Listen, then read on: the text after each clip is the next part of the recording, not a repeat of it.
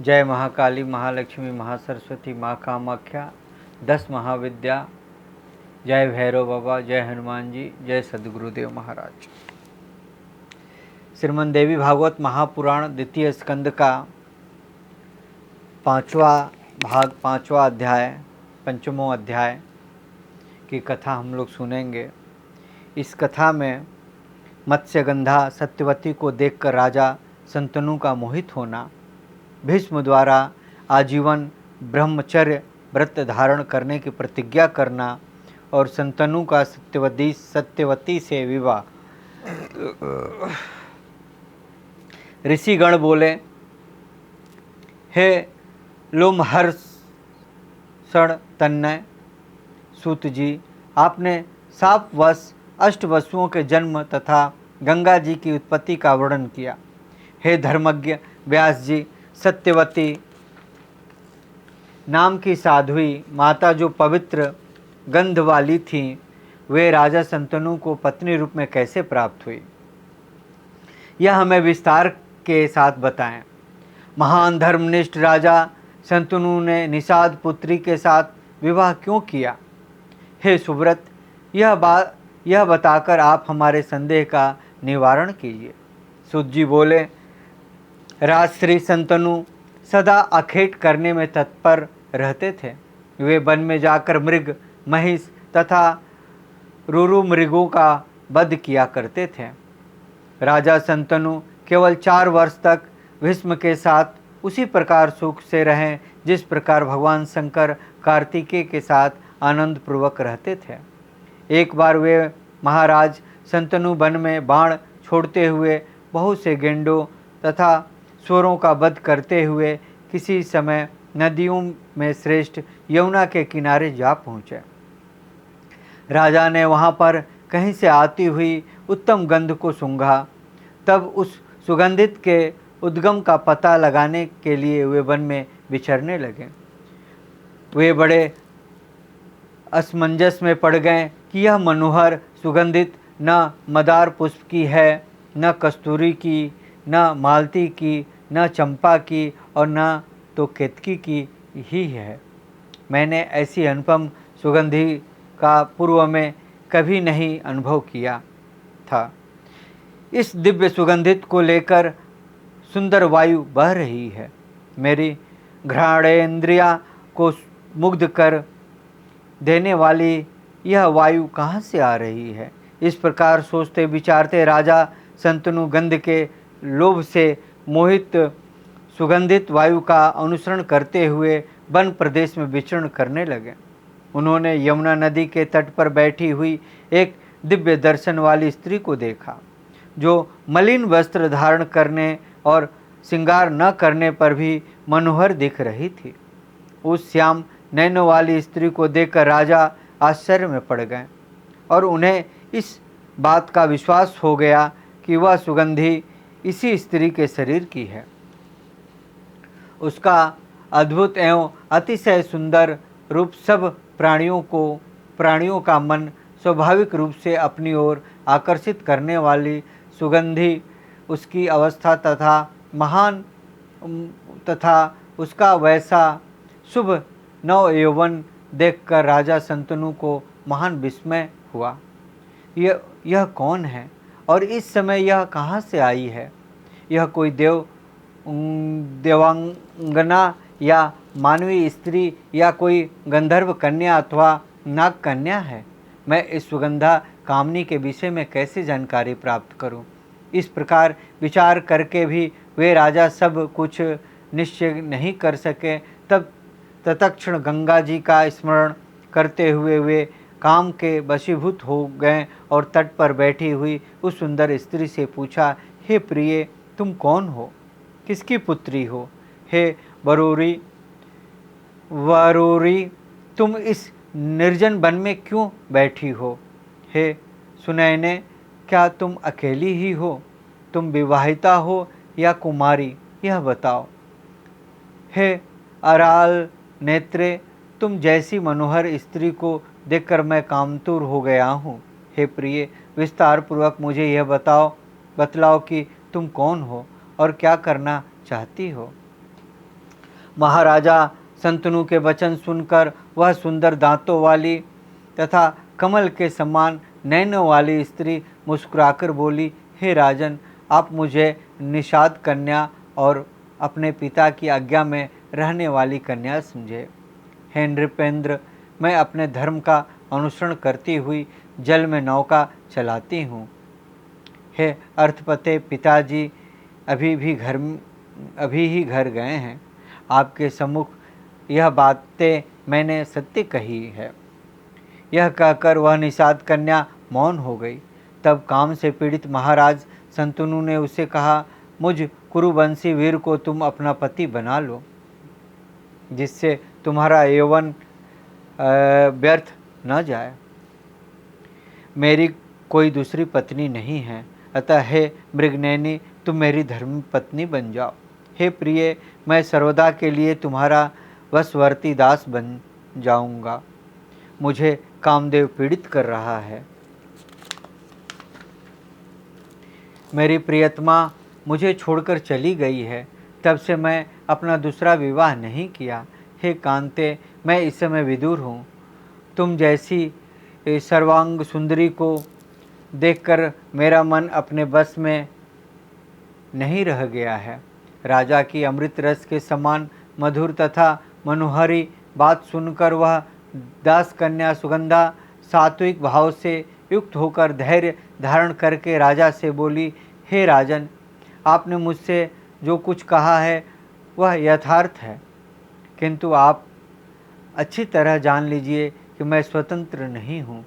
मेरे पिताजी ही मुझे दे सकते हैं, अतएव आप उन्हीं से मेरे लिए याचना कीजिए। मैं एक निषाद की कन्या होती हुई भी स्वेच्छाचारिणी नहीं हूँ। मैं सदा पिता के वश में रहती हुई सब काम करती हूँ। यदि मेरे पिताजी मुझे आपको देना स्वीकार कर ले, तब मेरा पांडी ग्रहण कर लीजिए और मैं सदा के लिए आपकी अधीन हो जाऊंगी। हे राजन, परस्पर आसक्त होने पर भी कुछ कुल की मर्यादा तथा परंपरा के अनुसार धैर्य धारण करना चाहिए। सूत जी बोले, उस सुगंधा की यह बात सुनकर कामतुर राजा उसे मांगने के लिए निषाद राज के घर गए। इस प्रकार महाराज शंतनु को अपने घर आया देखकर निषाद राज को बड़ा आश्चर्य हुआ और उन्हें प्रणाम करके हाथ जोड़कर वह बोला। निषाद ने कहा, हे राजन, मैं आपका दास हूँ। आपके आगमन से मैं कृत्य हो गया। हे महाराज, आप जिस कार्य के लिए आए हो मुझे आज्ञा दीजिए। राजा बोले, हे अनद, यदि आप अपनी यह कन्या मुझे प्रदान कर दें तो मैं इसे अपनी धर्मपत्नी बना लूँगा। यह मैं सत्य कह रहा हूँ। निषाद ने कहा, हे महाराज, यदि आप मेरे इस कन्या रत्न के लिए प्रार्थना कर रहे हैं तो मैं अवश्य दूंगा, क्योंकि देने योग्य वस्तु तो कभी अदेय नहीं होती है। किंतु हे महाराज, आपके बाद इस कन्या का पुत्र ही राजा के रूप में अभिषिक्त होना चाहिए, आपका दूसरा पुत्र नहीं। सूत जी बोले, निषाद की बात सुनकर राजा शंतनु चिंतित हो उठे। उस समय मन में भीष्म का स्मरण करके राजा कुछ भी उत्तर न दे सके। तब कामातुर तथा चिंतित राजा राजमहल में चले गए। उन्होंने घर जाने पर न स्नान किया, न भोजन किया और न शयन ही किया। तब उन्हें चिंतित देखकर पुत्र देवव्रत राजा के पास जाकर उनकी इस चिंता का कारण पूछने लगे। हे नृपश्रेष्ठ, कौन सा ऐसा शत्रु है जिसको आप जीत न सकें? मैं उसे आपके अधीन कर दूं। हे नृपोत्तम, आपकी क्या चिंता है? मुझे सही बताएं। हे राजन, भला उस उत्पन्न हुए पुत्र से क्या लाभ जो पैदा होकर अपने पिता का दुख न समझे तथा उसको दूर करने का उपाय न कर सके। ऐसा कुपुत्र तो पूर्व जन्म के किसी ऋण को वापस लेने के लिए ही यहाँ आता है। इसमें किसी प्रकार का संदेह नहीं है। दशरथ के पुत्र रामचंद्र जी भी पिता की आज्ञा से राज त्याग कर लक्ष्मण और सीता के साथ वन में चले गए तथा चित्रकूट पर्वत पर निवास करने लगे। इसी प्रकार हे राजन, राजा हरिश्चंद्र का पुत्र जो रोहित नाम से प्रसिद्ध था, अपने पिता के इच्छा अनुसार बिकने के लिए तत्पर हो गया और खरीदा हुआ वह बालक ब्राह्मण के घर में सेवक का कार्य करने लगा। आजीगर्त ब्राह्मण का एक श्रेष्ठ पुत्र था जो सुनसेप नाम से प्रसिद्ध था। खरीद लिए जाने पर वह पिता के द्वारा युप में बांध दिया गया, जिसे बाद में विश्वामित्र ने छुड़ाया था। पूर्व काल में पिताजी की आज्ञा से ही परशुराम ने अपनी माता का सिर काट दिया था, ऐसा लोक में प्रसिद्ध है। इस अनुचित कर्म को करके भी उन्होंने पिता की आज्ञा का महत्व बढ़ाया था। हे पृथ्वीपते, यह मेरा शरीर आपका ही है। यद्यपि मैं समर्थ नहीं हूँ, फिर भी आप कहिए मैं आपकी क्या सेवा करूँ। मेरे रहते आपको किसी प्रकार की चिंता नहीं होनी चाहिए। मैं आपका असाध्य कार्य भी तत्काल पूरा करूँगा। हे राजन, आप बताएं कि आपको किस बात की चिंता है। मैं अभी धनुष लेकर उसका निवारण कर दूंगा। यदि मेरे इस शरीर से भी आपका कार्य सिद्ध न हो सके तो मैं आपकी अभिलाषा पूर्ण करने को तत्पर हूँ। उस पुत्र को धिक्कार है जो समर्थ होकर भी अपने पिता की इच्छा को पूर्ण न कर सकता। जिस पुत्र के द्वारा पिता की चिंता दूर न हुई, उस पुत्र का जन्म लेने का क्या प्रयोजन है।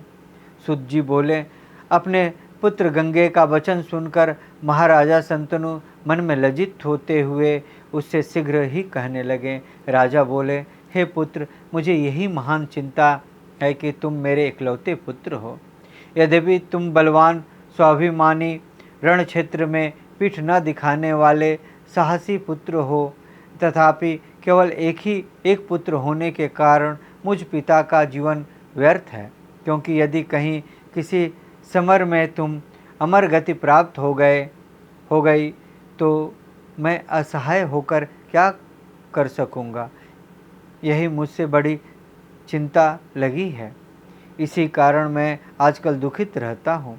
हे पुत्र, इसके अतिरिक्त मुझे दूसरी कोई चिंता नहीं है जिसे मैं तुम्हारे सामने कहूँ। सूत जी बोले, यह सुनकर गंगे ने वृद्ध मंत्रियों से पूछा कि लज्जा से परिपूर्ण महाराज मुझे कुछ बता नहीं रहे हैं। आप लोग राजा की भावना जानकर सही एवं निश्चित कारण मुझे बताएं, मैं प्रसन्नतापूर्वक उससे संपन्न करूँगा। यह सुनकर मंत्रीगण राजा के पास गए और सब कारण सही सही जानकर उन्होंने युवराज गंगे से आकर कह दिया। तब उनका अभिप्राय जानकर गंगे विचार करने लगे। मंत्रियों के साथ गंगा पुत्र देवव्रत उस निषाद के घर शीघ्र गए और प्रेम के साथ विनम्र होकर कहने लगे। गंगे बोले, हे परंतप, आप अपनी सुंदरी कन्या मेरे पिताजी के लिए प्रदान कर दें। यही मैं आपसे प्रार्थना करता हूँ। आपकी ये कन्या मेरी माता हो और मैं इसका सेवक रहूँगा। निषाद ने कहा, हे महाभग, हे नृपनंद, आप स्वयं ही इसे अपनी भार्या बनाइए, क्योंकि आपके रहते इसका पुत्र राजा नहीं हो सकेगा। गंगे बोले, आपकी यह कन्या मेरी माता है, मैं राज्य नहीं करूँगा। इसका पुत्र ही निश्चित रूप से राज्य करेगा, इसमें कुछ भी संदेह नहीं है। निषाद ने कहा, मैंने आपकी बात सही मान ली, परंतु यदि आपका पुत्र बलवान हुआ तो वह बलपूर्वक राज्य को निश्चित ही ले लेगा। गंगे बोले, हे तात, मैं कभी विवाह नहीं करूँगा। मेरा यह वचन सर्वथा सत्य है। यह मैंने भीष्म प्रतिज्ञा कर ली है। सूत जी बोले, गंगे के द्वारा की गई ऐसी प्रतिज्ञा सुनकर निषाद ने उन राजा शंतनु को अपनी सर्वांग सुंदरी कन्या सत्यवती सौंप दी। इस प्रकार राजा शंतनु ने प्रिय सत्यवती से विवाह कर लिया। हे नृपश्रेष्ठ, शंतनु पूर्व में सत्यवती से व्यास जी का जन्म नहीं जानते थे। इस प्रकार श्रीमद् देवी भागवत महापुराण द्वितीय स्कंद का पांचवा अध्याय ओम ततस्तम, पांचवा भाग ओम ततस्तम। जय महाकाली, महालक्ष्मी, महासरस्वती, माँ कामाख्या।